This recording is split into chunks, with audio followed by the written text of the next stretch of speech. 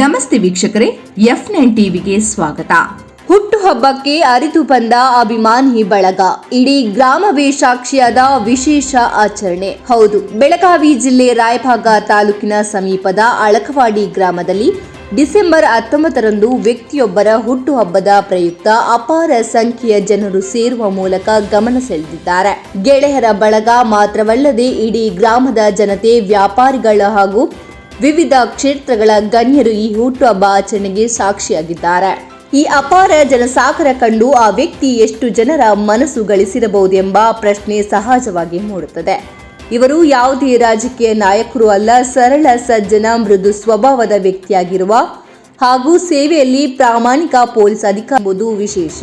ಇವರ ಹೆಸರು ಶ್ರೀರಂಗ ಬಿದರೆ. ಮೂಲತಃ ಅಲಕವಾಡಿ ಗ್ರಾಮದವರಾಗಿರುವ ಇವರು ಪ್ರಸ್ತುತ ಬೆಳಗಾವಿ ನಗರದ ಕಾಕತಿ ಪೊಲೀಸ್ ಠಾಣೆಯಲ್ಲಿ ಕರ್ತವ್ಯ ನಿರ್ವಹಿಸುತ್ತಿದ್ದಾರೆ. ಚಿಕ್ಕದಿಂದಲೇ ಗೆಳೆಯರು, ಹಿರಿಯರು ಹಾಗೂ ಗ್ರಾಮದ ಗಣ್ಯರ ಗೌರವ ನೀಡಿ ಬೆಳೆದು ಬಂದಿರುವ ಇವರು ಸಹಾಯ ಮತ್ತು ಸೇವೆಯನ್ನೇ ಜೀವನದ ಅವಿಭಾಜ್ಯ ಅಂಗವಾಗಿ ಮಾಡಿಕೊಂಡಿದ್ದಾರೆ.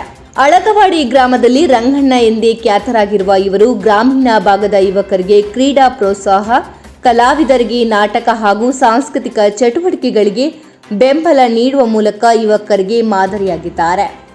ಸಾಮಾನ್ಯವಾಗಿ ಹುಟ್ಟುಹಬ್ಬ ಆಚರಣೆ ಮನೆ ಮನೆಗೆ ಆಹ್ವಾನ ನೀಡಬೇಕಾದ ಇಂದಿನ ಸಮಾಜದಲ್ಲಿ ಒಳ್ಳೆಯ ಗುಣ, ಸಹಾಯ ಮನೋಭಾವ ಮತ್ತು ನಗುಮುಖದ ವ್ಯಕ್ತಿಯಿಂದ ಜನರೇ ಹುಡುಕಿಕೊಂಡು ಬಂದು ಹುಟ್ಟುಹಬ್ಬ ಆಚರಿಸುತ್ತಿರುವುದು ಅಪರೂಪದ ಸಂಗತಿ.